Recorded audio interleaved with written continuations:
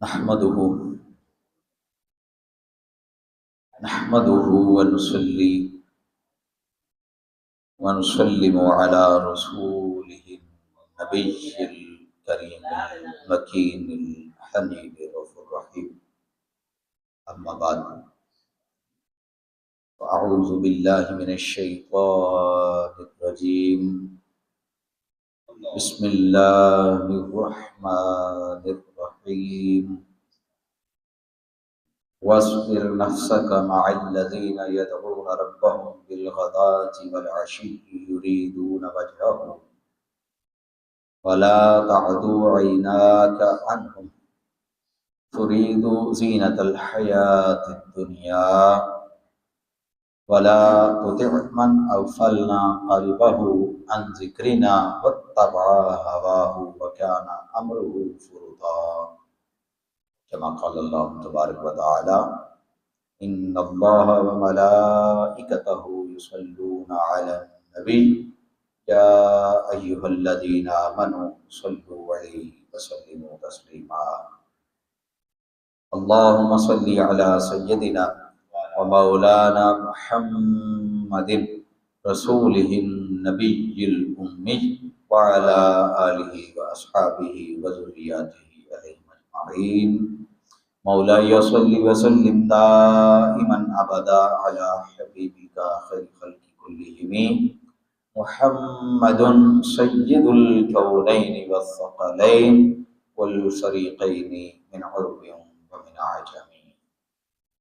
يا صاحب الجمال ويا سيد البشر من وجهك المنير لقد نفر القمر لا يمكن الثناء كما كان حقه بعد الخدا بزرگ دوئی. اس مختصر بلغ العلا بکمالہ کشف الدجى بجمالہ حسنت جمیع خصالہ صلوا علیہ وآلہ. اللہ رب العزت کی ذات کی حمد و ثنا اس مالک و مولا نے ہم سب کو پیدا فرمایا،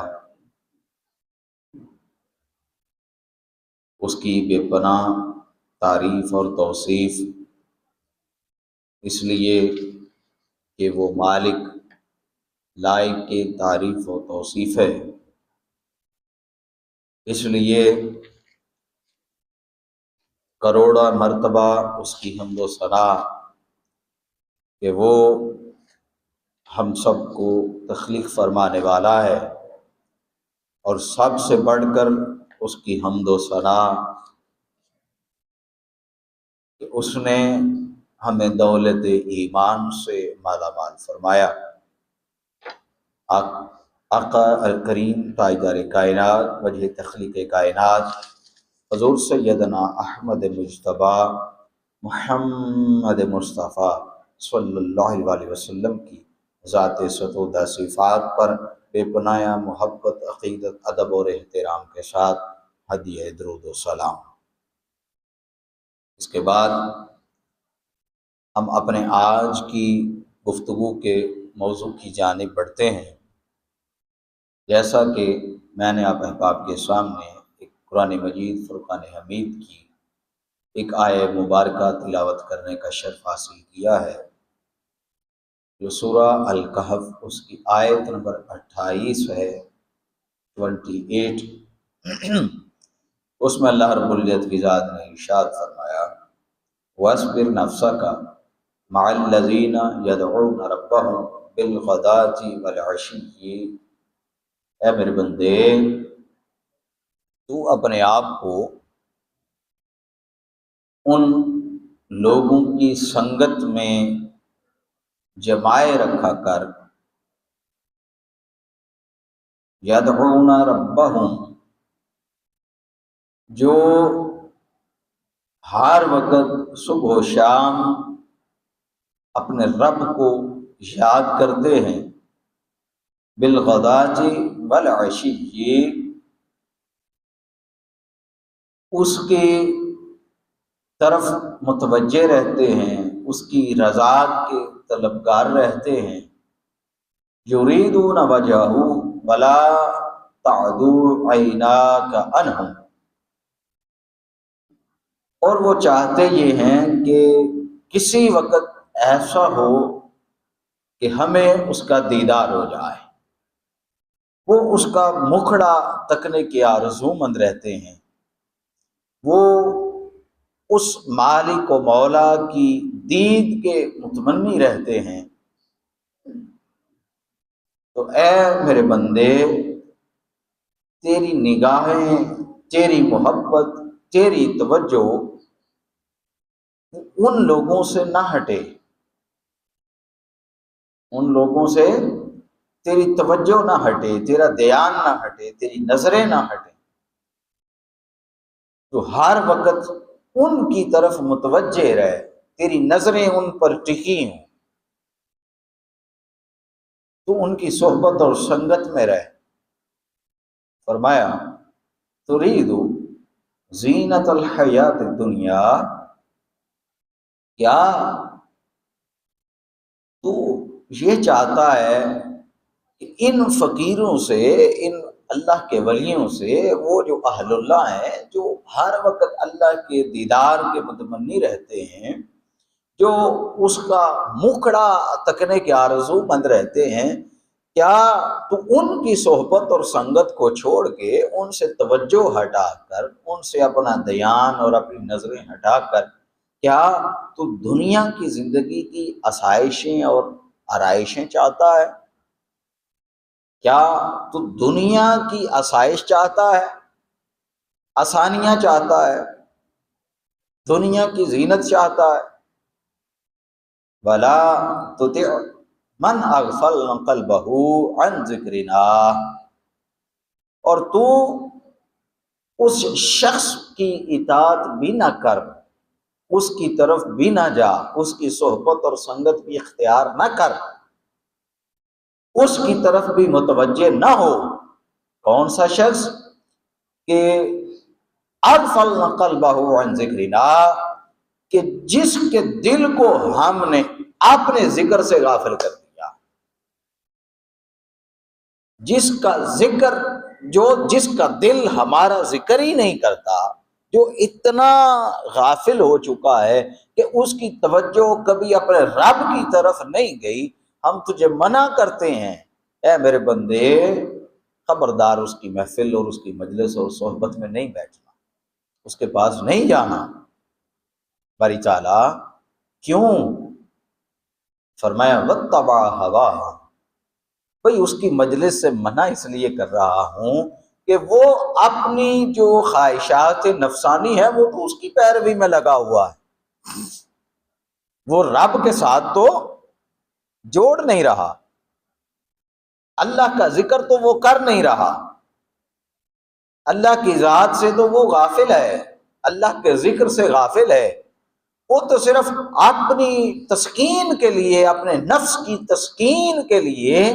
وہ یہ معاملات کرتا ہے، وہ اپنے نفس کی پیروی کر رہا ہے۔ تو میرے بندے اس کے پاس نہیں جانا، اور اس کا حال یہ ہے وَكَانَ أَمْرُهُ فُرُطًا، اور اس کا حال حد سے گزر گیا، اب اس کے پلٹنے کا جو رستہ ہے وہ بھی بند ہو گیا ہے، اب وہ پلٹ نہیں سکتا، کیونکہ جو غافل ہوتا ہے اللہ رب العزت کی ذات اس کی رسی کو پھر دراز فرما دیتا ہے، پھر اس کے لیے آہستہ آہستہ اس کو دنیا میں اتنا غرق کر دیتا ہے کہ پھر آہستہ آہستہ اس کے معاملات کی وجہ سے اس کے توبہ کے دروازے بند ہوتے چلے جاتے ہیں۔ وہ دروازے جب بند ہونا شروع ہو جاتے ہیں تو پھر وہ دنیا کی لذات میں، دنیاوی خواہشات میں، ان کی تکمیل میں، پھر نفس کی پیروی میں، پھر اس حد تک چلا جاتا ہے کہ پھر اس کو واپسی کا رستہ ہی بھول جاتا ہے، بھول جاتا ہے کہ میرا رب کون ہے، میں نے مرنا بھی ہے، میں نے اس کے ہاں جواب بھی دینا ہے، وہ پھر یہ ساری چیزیں اس کے ذہن سے نکل جاتی ہیں، پھر اس کو صرف اور صرف وہی جو لذات لگ چکی ہیں، وہ جو لت لگ چکی ہے، وہ پھر ہر وقت اسی طرف متوجہ رہتا ہے، اس کی صحبت اور سنگت نہیں بدلتی، اس کے سامنے اب اللہ کا ذکر کریں اس کا دل موم نہیں ہوتا، اس کی آنکھیں نہیں برستی، اس کے سامنے آپ اللہ کا ذکر کریں وہ مجلس میں نہیں بیٹھتا، اس کے سامنے آپ توبہ کا ذکر کریں وہ آپ کی مجلس میں داخل نہیں ہوتا۔ تو یہ وہ لوگ ہیں، اللہ کی ذات نے فرمایا کہ ہم نے ان کے دلوں کو اغفل قلبہ، ہم نے ان کے دلوں کو غافل کر دیا ہے کہ وہ ہمارا ذکر ہی نہ کریں، کیونکہ جب ہر وقت ناپاکی اور نجاست رہے گی تو پھر جہاں ناپاکی اور نجاست رہے وہاں ہمارا پاک ذکر تو ہو نہیں سکتا۔ تو اللہ رب العزت کی ذات نے یہ ارشاد فرمایا اس آیہ مبارکہ میں، اور نیک لوگ ان کی صحبت اور سنگت اختیار کرنے کا ہمیں حکم فرمایا۔ اس آیہ کریمہ میں جو لفظ اللہ رب العزت کی ذات نے ارشاد فرمایا یریدون وجہہ، یریدون وجہہ، اس کے دو معنی ہیں۔ ایک معنی تو وہ ہے جو میں نے آپ کو بتا دیا کہ اے بندے تو ان لوگوں کی رفاقت میں، ان کی معیت میں، ان کی سنگت میں، ان کی صحبت میں جم کر بیٹھ جا کہ جو صبح و شام اپنے رب کو یاد کرتے ہیں، صبح و شام اپنے رب کا ذکر کرتے ہیں، اس کو یاد کرتے ہیں، اور پھر اس کی رضا کے طالب رہتے ہیں کہ وہ مالک ہم سے راضی ہو جائے۔ ایک معنی تو اس کا یہ ہے۔ دوسرا اس کا معنی وہ صوفیاء اور اولیاء کا معنی ہے، لوگ انہوں نے اس کا معنی کیا۔ اولیاء اور صوفیاء وہ کہتے ہیں چونکہ وجہ چہرے کو کہتے ہیں، وجہ چہرے کو کہتے ہیں، تو اللہ کی ذات نے یہاں وجہ کا لفظ استعمال فرمایا، تو اس کا مطلب ہے کہ اے میرے بندے ان لوگوں کی صحبت اور سنگت میں بیٹھ جا اور جم کے بیٹھا رہ جو صبح و شام اپنے رب کو یاد کرتے ہیں۔ یہ لوگ دنیا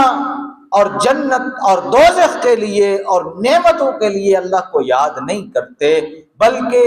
ان کی طلب صرف ایک رہتی ہے کہ یریدون وجہہ،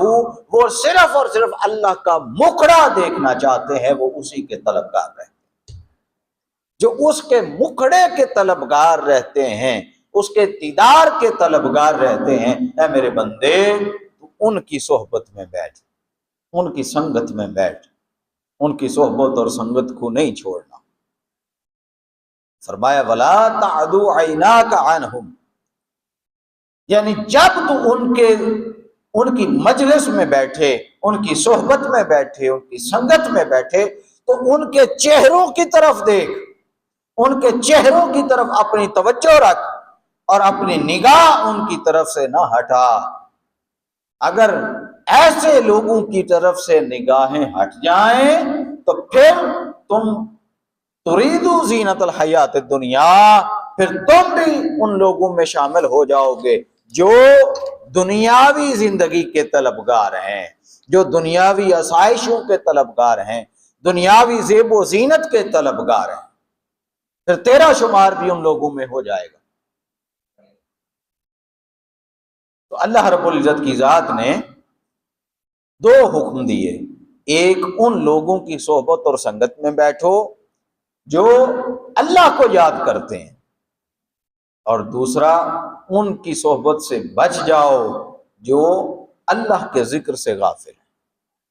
یہ اللہ رب العزت کی ذات نے دو احکام ارشاد فرمائے۔ آقا علیہ الصلوۃ والسلام نے اس کی تفسیر فرمائی اس آیہ مبارکہ کی۔ آقا علیہ الصلوۃ والسلام نے فرمایا قال رسول اللہ صلی اللہ علیہ وسلم یقول الا انبئکم بخیارکم، صحابہ کرام سے فرمایا کہ اے لوگو کیا میں تمہیں بہترین جو لوگ ہیں، جو بھلے لوگ ہیں، جو اونچے درجات والے ہیں اللہ کے ہاں،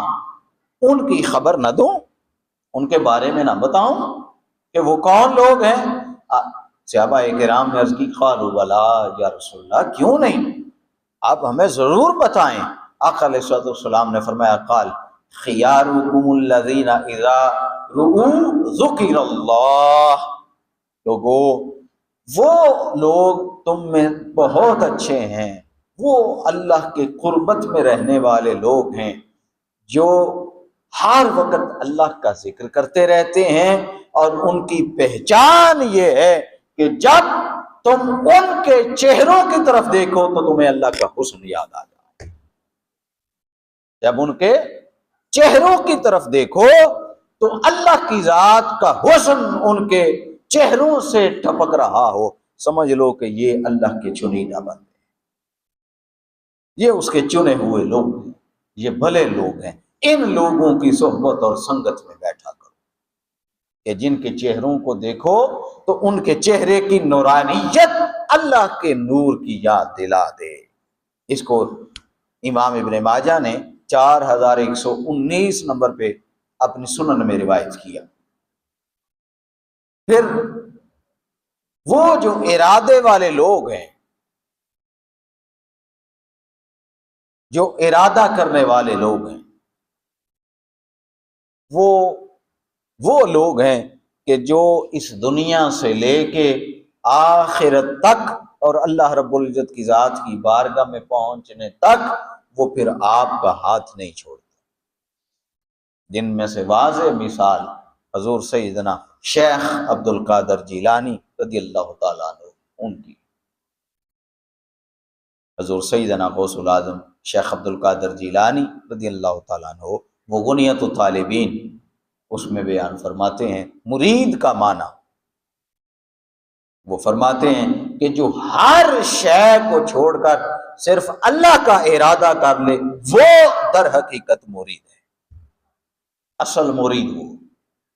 کہ جو ہر شے کا ارادہ ترک کر دے اور صرف اللہ کا ارادہ کر لے، یہ وہ لوگ ہیں جن کی صحبت اور سنگت میں بیٹھنا ضروری ہے اور اللہ نے حکم دیا ہے۔ پھر جو ولایت ہے، آج کا چونکہ ہمارا موضوع گفتگو کا وہ بڑی 11ویں شریف کے متعلقہ ہے، تو آج ہمارا جو تذکرہ ہے گفتگو کا وہ ولایت پر ہے، تصوف پر ہے، اللہ کے ساتھ ایک ارادت کا جو تعلق ہے اس کو بحال کرنے کے حوالے سے ہے۔ پھر حضور سیدنا غوث العظم شیخ عبد القادر جیلانی رضی اللہ تعالیٰ عنہ ان کا درس ہے، ان کے احکامات ہیں۔ یہ ہماری آج کی گفتگو کا چونکہ موضوع چل رہا ہے، تو حضور شیخ عبد القادر جیلانی رضی اللہ تعالیٰ عنہ انہوں نے ولایت کی 4 معنی بیان فرمائے۔ بولیے کتنے؟ 4 معنی فرمائے۔ ولایت کا پہلا معنی جو ہے وہ محبت ہے، ولایت کا پہلا معنی محبت ہے۔ فرمایا کہ دنیا کائنات میں جس شخص کے دل میں دنیا میں موجود کسی ایک انسان کے لیے بھی نفرت ہے وہ اللہ کا ولی نہیں ہو سکتا۔ ولی کا دل ہمیشہ کھلا ہوتا ہے، وسعت ہوتی ہے، اس کے ذہن میں بھی وسعت ہوتی ہے، اس کے دل میں بھی وسعت ہوتی ہے۔ تو جو محبت کرنا نہیں جانتا وہ اللہ کا ولی نہیں ہو سکتا۔ پھر فرمایا ولایت کا دوسرا معنی قربت ہے، قریب کرنے والا۔ تو جو شخص اپنے مریدین کو اپنے قریب نہیں کرتا، خود ان کے قریب نہیں ہوتا، جو شخص اپنے اعزا اقربا کا خیال نہیں رکھتا، جو اپنے سے محبت کرنے والے لوگوں کا خیال نہیں رکھتا، جو ان کو اپنی قربت نہیں دیتا، وہ شخص بھی کبھی ولی نہیں ہو سکتا، وہ بھی ولی نہیں ہو سکتا۔ پھر فرمایا ولایت کا تیسرا معنی ہے کفالت کرنا۔ تیسرا معنی کیا ہے؟ کفالت کرنا۔ تو حضور غوث العظم سیدنا شیخ عبد القادر جیلانی رضی اللہ تعالیٰ عنہ وہ فرماتے ہیں کہ ولایت کا یہ جو معنی کفالت ہے، تو کفالت دراصل یہ ہے کہ فلاں فلاں کا کفیل ہو گیا، فلاں فلاں کے زیر نگرانی آ گیا، فلاں فلاں کی نگرانی میں ہے۔ تو یہ جو کفالت ہے، جو شخص اپنے لوگوں کی کفالت نہیں کر سکتا، یعنی ان کو سنبھال نہیں سکتا، ان کے غم میں شریک نہیں ہو سکتا، ان کی خوشی میں شریک نہیں ہو سکتا، ان کی دعوت میں شریک نہیں ہو سکتا، تو پھر ایسا شخص وہ ولایت کا جتنا مرضی دعویٰ کرتا پھرے، پھر وہ شخص بھی ولی نہیں ہو سکتا۔ کہ جو شخص محبت بھی نہ کرے، جو شخص اپنے اعزا اور اقربا، اپنے مریدین، اپنے محبت کرنے والے لوگوں کو اپنی قربت نہ دے دے، اپنے قریب نہ کر لے، اپنی محبتیں ان پر نشاور نہ کر دے، وہ شخص بھی ولایت کا دعوے دار نہیں ہو سکتا۔ پھر جو شخص اپنے سے محبت کرنے والے لوگوں کی کفالت نہیں کر سکتا، ان کا خیال نہیں رکھ سکتا، ان کو اپنی نگرانی میں نہیں لے سکتا، وہ شخص بھی ولی نہیں ہو سکتا۔ پھر فرمایا ولایت کا چوتھا معنی ہے مدد و نصرت۔ تو جو شخص اپنے مریدین کی، اپنے لوگوں کی، اہل محبت کی مشکل وقت میں مدد نہیں کر سکتا، وہ بھی ولی نہیں، وہ بھی ولی نہیں۔ ولی کا معنی مددگار ہے۔ تو جو اپنے مریدین کی، اپنے لوگوں کی مدد نہیں کر سکتا، وہ بھی ولی نہیں ہے۔ تو یہ چار معنی حضور سیدنا شیخ عبد القادر جیلانی رضی اللہ تعالیٰ عنہ انہوں نے بیان فرمائے۔ اور یہ جو بیان فرمایا، تیسرا اس کا معنی کفالت والا، باقی دو چیزیں میں،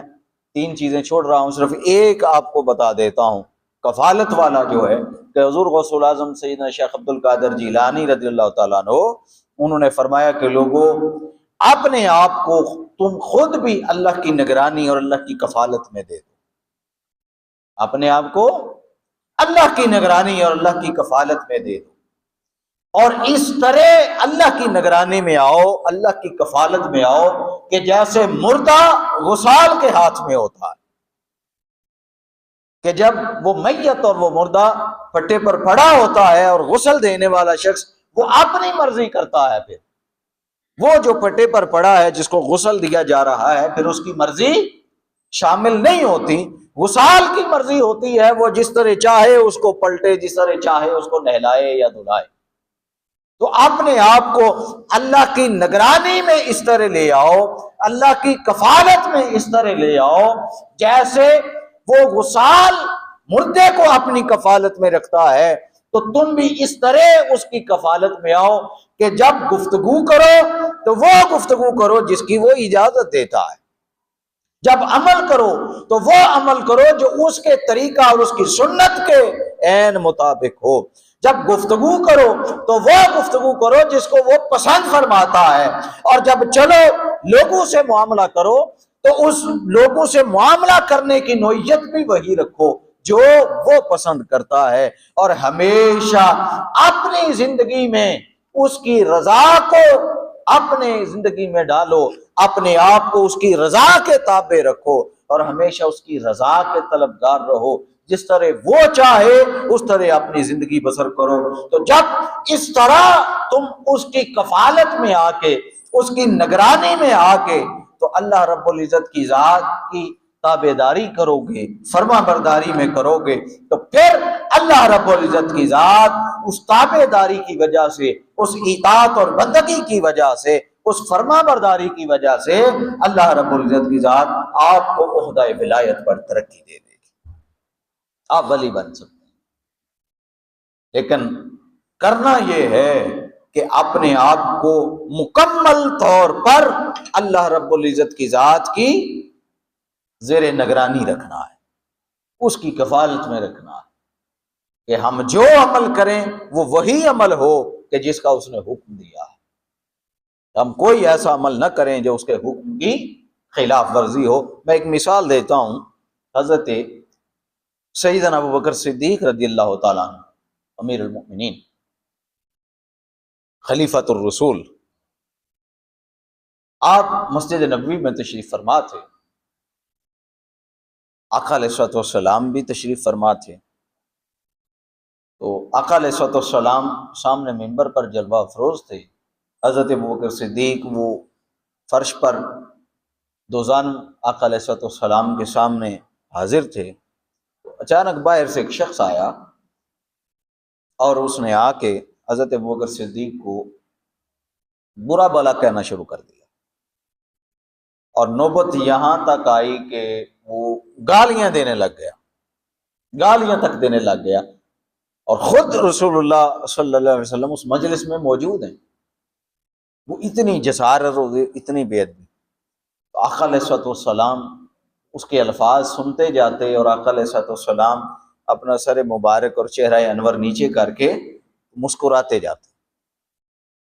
وہ بولتا رہا بولتا رہا بولتا رہا، حضرت ابوبکر صدیق کو وہ برا بلا کہتا رہا، آقا علیہ الصلوۃ والسلام چہرہ اقدس نیچے کر کے مسکراتے رہے۔ پھر جب وہ اس کا بولنا اور اس کا گالیاں دینا انتہا کو پہنچا، تو پھر حضرت ابوبکر صدیق نے اس کی ایک بات کا فقط جواب دیا، فقط ایک بات کا جواب دیا۔ آقا علیہ الصلوۃ والسلام ممبر سے اٹھے اور اپنے گھر میں تشریف لے گئے۔ کچھ دیر بعد حضرت ابوبکر پیچھے گئے اور عرض کی، یا رسول اللہ صلی اللہ علیہ وسلم، کیا میرا جواب دینا آپ کو ناگوار لگا ہے، گراں گزرا ہے؟ کیوں آپ چھوڑ کے گھر تشریف لے آئے؟ آقا علیہ الصلوۃ والسلام نے فرمایا، اے ابوبکر، جب تک وہ شخص باتیں کر رہا تھا، بلا برا کہہ رہا تھا، گالیاں دے رہا تھا، اللہ رب العزت کی ذات نے فرشتوں کی ڈیوٹی لگائی تھی کہ اب اس کا جواب دو۔ تو وہ تم تو خاموش تھے، لیکن ان گالیوں کا جواب اور ان تہمتوں کا جواب، ان باتوں کا جواب فرشتے دے رہے تھے۔ لیکن جب تو نے اپنی زبان کھولی اور فقط ایک بات کا جواب تو نے دے دیا، تو اللہ کی ذات نے فرشتوں کو ہٹا دیا۔ اللہ کی ذات نے فرمایا کہ بھائی اب یہ اپنے کلمات کا ترجمان خود بن گیا ہے، اب ہمیں جواب دینے کی ضرورت نہیں، اب فرشتوں واپس پلٹ آؤ۔ تو جب فرشتے چلے گئے تو پھر میں بھی اس مجلس سے اٹھ کے آ گیا، جب فرشتے چلے گئے تو میں بھی اٹھ کے آ گیا۔ تو بات کرنے کا مقصد یہ کہ اللہ رب العزت کی ذات کی رضا میں اپنے آپ کو راضی رکھیں، تو پھر اگر کوئی مسئلہ آپ کو ہوگا تو جواب اللہ کی طرف سے آئے گا، پھر آپ کو جواب دینے کی ضرورت نہیں ہے۔ جو ایک دو جمعہ پہلے بھی میں نے ایک مثال دی تھی حضرت امام اعظم ابو حنیفہ والی، کہ ان کے والد گرامی ان کی وفات ہو گئی، تو ایک بدکار شخص بازار میں جاتے ہوئے اس نے کہا کہ اے ابو حنیفہ، نعمان، میں نے سنا ہے تیرا والد فوت ہو گیا، اگر اب تیری ماں چونکہ فارغ ہو گئی ہے تو میرا نکاح کا پیغام دے دینا۔ تو بڑی تباہ کے ساتھ اور بڑی خاموشی اور بڑی نرمی کے ساتھ اتنی بڑی بات سن کے تو آپ خاموشی سے چلے، چند قدم چلے کہ وہ شخص وہیں اللہ کے عذاب کا مستحق ٹھہر گیا اور وہیں گر کے اس کی موت ہو گئی۔ تو وہ جو جواب امام اعظم ابو حنیفہ نے نہیں دیا، تو وہ جواب پھر اللہ کی ذات نے دیا۔ کوئی آیا، کسی نے آ کے آقا علیہ الصلوۃ والسلام سے کہا، اے محمد، تو ہمیں یہ دعوت دیتا ہے؟ محمد صلی اللہ علیہ وسلم تو خاموش رہے۔ اللہ کی ذات نے فرمایا، تبت یدا ابی لہب وتب، اے ابو لہب، تو میرے مصطفیٰ کی طرف ہاتھ کر کے اشارہ کرتا ہے تیرے ہاتھ ٹوٹ جائیں۔ جواب مصطفیٰ نے نہیں دیا، خود خدا نے دیا۔ کیوں؟ کہ مصطفیٰ خاموش رہے۔ تو لوگوں، یہ آقا علیہ الصلوۃ والسلام کی سنت ہے، یہ اولیاء کا طریقہ ہے کہ مخالفت جتنی مرضی ہو، لوگ جتنا مرضی برا بلا کہیں، اپنی طبیعتوں کو انتہائی نرم رکھیں، اپنی باتوں کا جواب، اپنے اوپر گالم گلوچ کا جواب، الزام تراشی اور بہتان کا جواب خود نہ دیں، وہ اللہ کی ذات اور وقت جواب دیتا رہے۔ تو یہ طریقہ رہا ہے اولیاء اور صلحاء کا۔ پھر امام ابو القاسم قشیری، انہوں نے امام ابو علی الجرجانی رحمۃ اللہ علیہ ان سے روایت کیا، وہ فرماتے ہیں کہ ولی وہ ہوتا ہے کہ جو اپنے حال اور جان سے فنا ہو جائے، جس کو اپنے حال کی فکر نہ ہو، اپنی جان کی فکر نہ ہو، اور مشاہدہ حق میں اس کو بقا نصیب ہو جائے، وہ ہر وقت اسی طلب میں رہے کہ کب وہ مالک و مولا کی طرف سے بلاوا آئے اور میں اس کا دیدار کروں، وہ ہر وقت اس کے دیدار کا طالب رہتا ہے۔ ولی وہ ہے کہ جو اپنے حال اور جان کو فنا جانے اور اللہ رب العزت کی ذات کو ہی ہمیشہ باقی جانے اور اپنے معاملات اس کے سپرد کر دے۔ پھر اسی طرح حضور سیدنا غوث العظم شیخ عبد القادر جیلانی رضی اللہ تعالیٰ عنہ، چونکہ آپ کی سیرت پاک کے حوالے سے بھی گفتگو ہے اور یہ مہینہ بھی آپ کے حوالے سے ہے، آپ کا وصال اسی مہینے میں ہے، بڑی 11ویں شریف کا مہینہ بھی اس کو کہا جاتا ہے۔ تو حضور غوث العظم شیخ عبد القادر جیلانی رضی اللہ تعالیٰ عنہ، ان کا عالم یہ تھا کہ انہوں نے ہر طرح سے اپنے آپ کو اللہ کی رضا میں راضی رکھا تھا، ہر وہ عمل کیا جس سے اللہ راضی ہوتا ہے،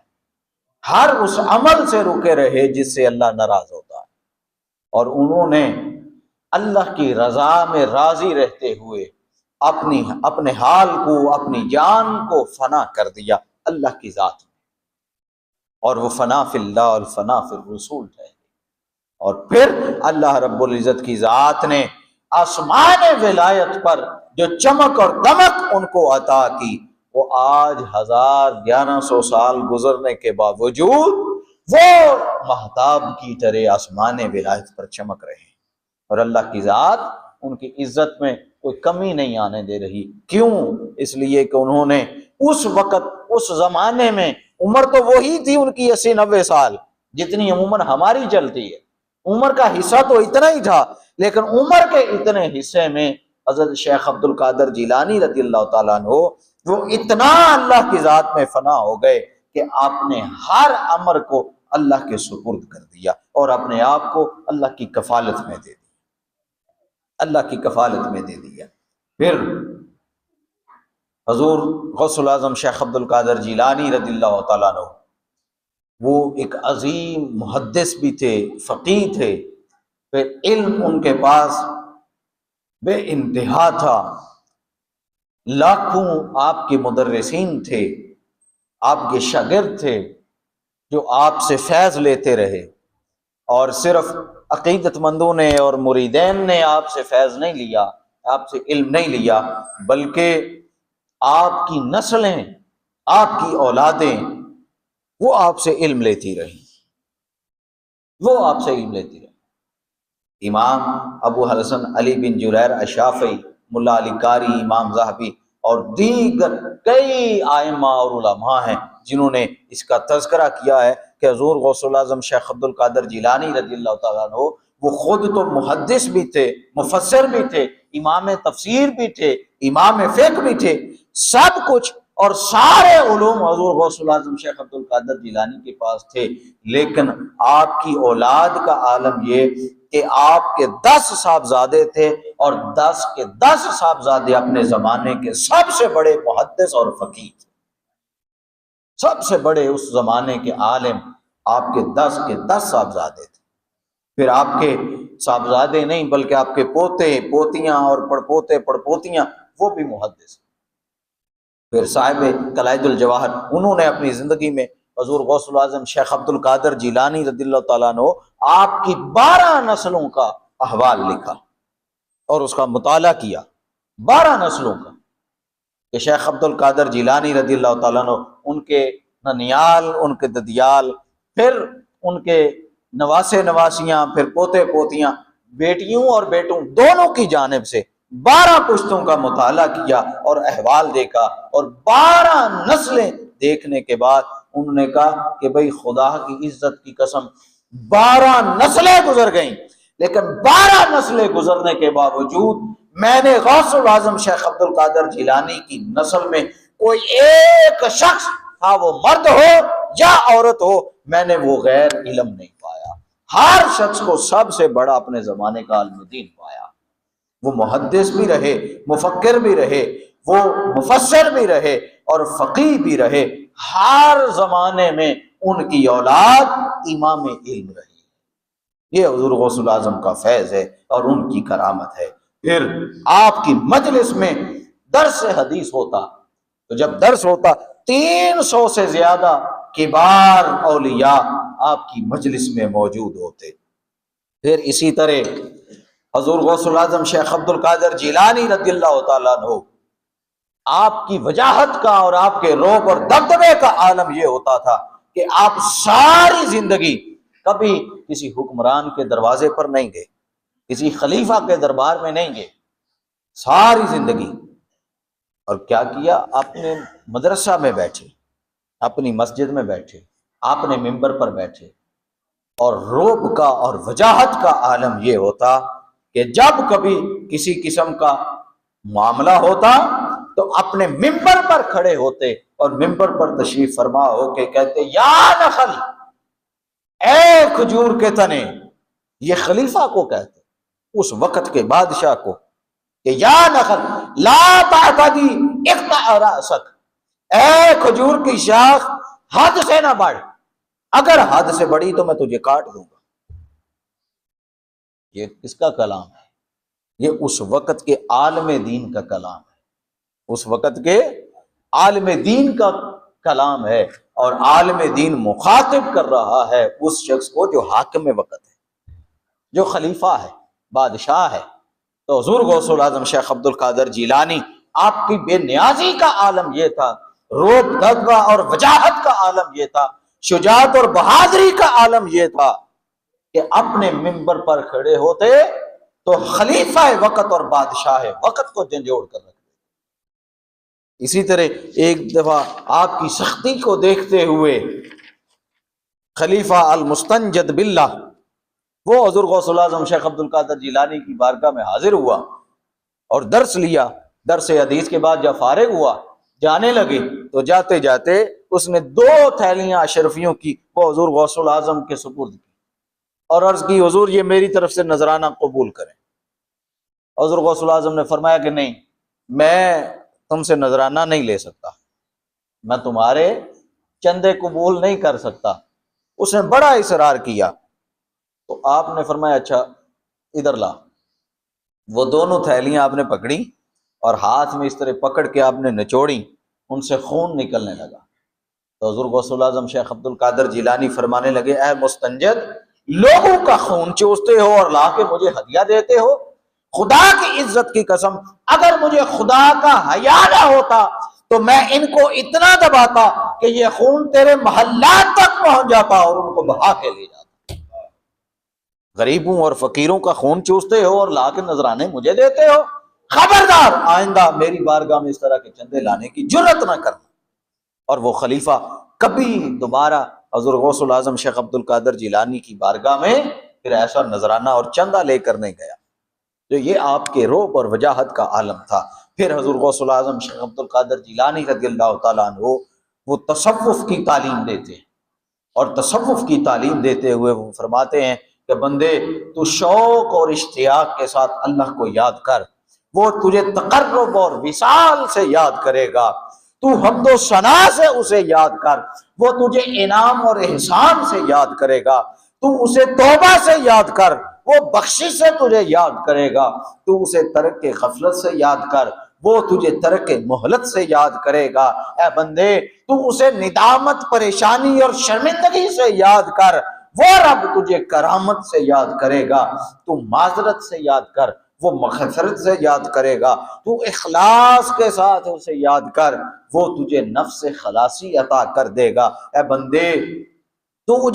اسے تنگ دستی میں یاد کر، جب پریشان حالی ہو، زبوں حالی ہو، پریشان ہو، ہاتھ تنگ ہو، اس لمحے میں اسے یاد کر، وہ اس وقت بھی تجھے فراخ دستی عطا کر دے گا۔ اے بندے تو اسے فنا ہو کر یاد کر، وہ تجھے بقا کر دے گا، ہمیشہ باقی تجھے رکھ دے گا۔ تو اسے صدق اور سچائی کے ساتھ یاد کر، وہ تجھے رزق کی فراوانی عطا کر دے گا۔ تو اسے تعظیم اور توقیر سے یاد کر، وہ تجھے تعظیم اور تکریم عطا کر دے گا۔ اے بندے تو اسے ترک خطا سے یاد کر، وہ تجھے بخشش اور عطا سے یاد کر، وہ تیرا مقدر بنا دے گا۔ پھر توکل کی تعلیم دی اور فرمایا بندے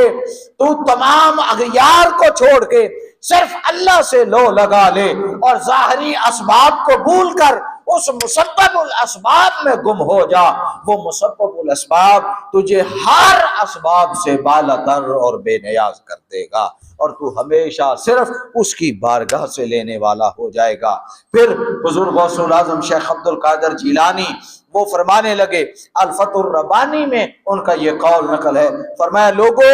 تمہارے اندر نفاق بڑھ گیا ہے، اخلاص کم ہو گیا ہے، اب تم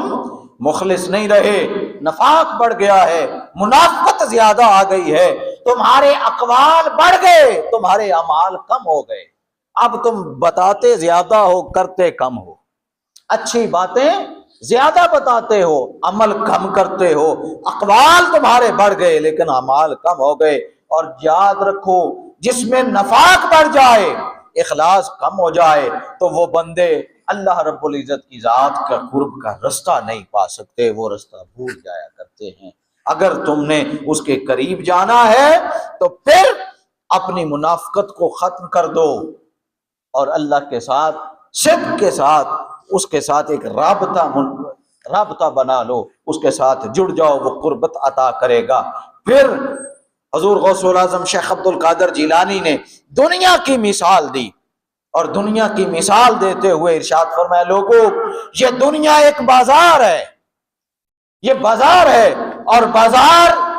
کبھی ہمیشہ کھلے نہیں رہتے، بازار بند ہو جاتے ہیں۔ اے لوگو ان قریب یہ بازار دنیا بھی باقی نہیں رہے گا، یہ بھی ختم ہو جائے گا، اس کو بھی فنا ہے۔ لوگو اس بازار کی دکانیں ان قریب بند ہونے کو ہیں، یہ جو چہل قدمی تمہیں نظر آتی ہے، یہ جو بازار کی رونقیں نظر آتی ہیں، یہ چہل پہل نظر آتی ہے، اے لوگو یہ چہل پہل ان قریب ختم ہونے والی ہے۔ تھوڑی دیر کے بعد جب سورج ڈلے گا تو پھر اس بازار کی دکانیں بند ہو جائیں گی، پھر اپنے اپنے گھروں کو ہر شخص جائے گا۔ لوگوں یاد رکھو یہ دنیا یہ بازار ہے، اس بازار سے وہ سودا خریدو جو آخرت میں کام آنے والا ہے۔ جس طرح دنیا کے بازار میں جاتے ہو تو وہ چیز خریدتے ہو جو تمہارے گھر کی ضرورت ہے، جو تمہارے گھر کی ضرورت نہیں وہ چیز نہیں خریدتے۔ اس بازار دنیا سے بھی وہ چیز خریدو جس کا سودا قیامت میں بکنا ہے،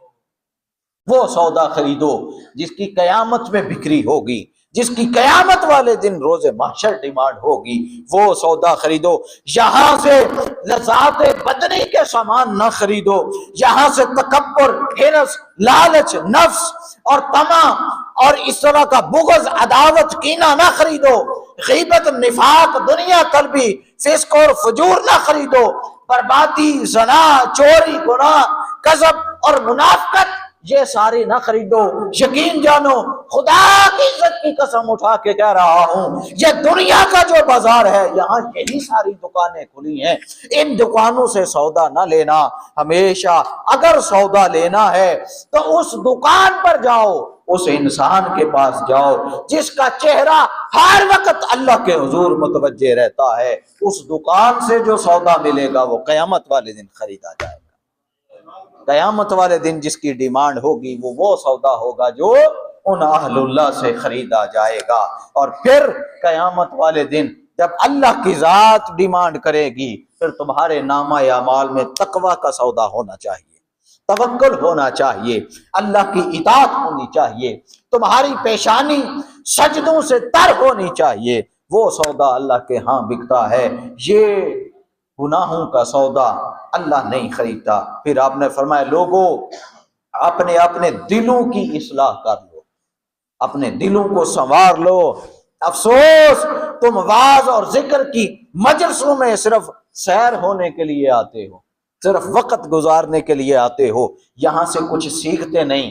یہاں سے علاج نہیں کرواتے۔ یہ تو مجلسیں دلوں کے علاج کے لیے ہوتی ہیں، ہم دلوں کا معالجہ کرتے ہیں، علاج کرتے ہیں، ہم دلوں کی بیماریوں کو دور کرتے ہیں۔ لوگوں تم ہم سے علاج کروانے کے لیے آیا کرو، ہنسی مذاق کے لیے نہ آیا کرو بلکہ رونے کے لیے آیا کرو، یہاں سیر ہونے نہ آیا کرو۔ پھر فرمایا اپنی عادت کے قیدی نہ بنو، یہ قید تمہیں آزادی کے مرتبے سے دور لے جائے گی۔ یہ قید تمہیں دور لے جائے گی۔ اب پہلے اپنے نفس کو نصیحت کرو، پھر جا کے دوسروں کو نصیحت کرو۔ پھر فرمایا کہ کچھ لوگ ایسے ہیں وہ خود تو ڈوبے رہتے ہیں لیکن لوگوں کو کہتے ہیں کہ آؤ میں تمہیں بچا لوں گا، آؤ میں تمہیں بچا لوں گا۔ خدا کی عزت کی قسم، حضور غوث الاعظم کے الفاظ، وہ کہتے ہیں خدا کی عزت کی قسم، جو خود نبینا ہو وہ کہاں کسی کو رستہ دکھا سکتا ہے؟ جس کی اپنی آنکھیں بند ہوں وہ کسی کو کیا رستہ دکھائے گا؟ خدا کی عزت کی قسم، جو شخص خود ڈوب رہا ہو وہ دریا میں ڈوبنے والے کو کہاں بچائے گا؟ لوگوں اس طرف جاؤ، ان سے علم لو، ان سے تصوف لو، ان سے ولایت لو، جو خود اللہ کی معرفت حاصل کر چکے ہوں، جو خود اللہ کی قرب میں پہنچ چکے ہوں۔ وہ تمہیں سیدھے رستے پر بھی لے آئیں گے، وہ گمراہی اور دلالت کے دریا میں بھی ڈوبنے نہیں دیں گے، وہاں سے بھی تمہیں نکال لیں گے۔ لوگوں، یہ حضور غوث الاعظم سیدنا شیخ عبد القادر جیلانی رضی اللہ تعالیٰ عنہ، یہ آپ کے احکامات رہے ہیں۔ اور پھر آپ کی جو کفالت ہے، جو مریدین آپ کی کفالت میں آتے ہیں، جو ارادہ کر لیتے ہیں حضور غوث الاعظم شیخ عبد القادر جیلانی کی ارادت کا کہ ہم ان کے مرید ہیں، فرمایا کہ لوگوں، میں اپنے مریدوں سے غافل نہیں ہوں، میں اپنے مریدوں سے محبت بھی کرتا ہوں، میں ان کو اپنی کفالت میں بھی لیتا ہوں، پھر میں ان کی ضرورت بھی پوری کرتا ہوں، اور جو ان کی ڈیمانڈ ہو میں ان کی ہر ڈیمانڈ بھی پوری کرتا ہوں۔ فرمایا کہ میری اپنے مریدوں سے محبت کا عالم یہ ہے کہ اگر کوئی شخص میرے اس مدرسہ کے سامنے سے گزرے،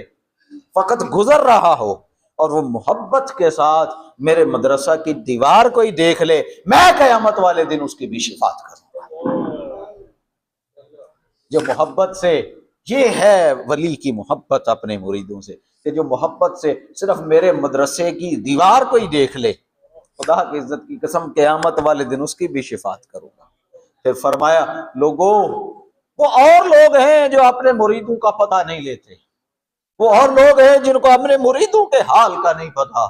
آؤ میری ارادت اختیار کرو، میں تمہیں بتاتا ہوں، لو کان مریدی فی المشرقی وانا بالمغرب لسترتہ۔ لوگو، اگر میرے مرید بن جاؤ گے، مشرق میں بیٹھے ہو تمہارا سطر کھل جائے، اس حال میں مجھے پکارو گے، خدا کی عزت کی قسم میں مغرب سے اس کے مشرق میں تمہاری سطر پوشی بھی کروں گا، تمہاری سطر پوشی کروں گا، تمہاری ضرورت پوری کروں گا۔ لوگوں، حضور سیدنا غوث الاعظم شیخ عبد القادر جیلانی کے یہ اقوال ہیں، یہ ان کی تلقین ہے، یہ ان کے مضمون ہیں اصلاح ظاہر اور باطن کے۔ لوگوں، یہ وہ اقوال ہیں جن سے نور کی شمع روشن ہیں، جن سے نور کی شمع پھوٹتی ہیں۔ لوگوں، ہمیشہ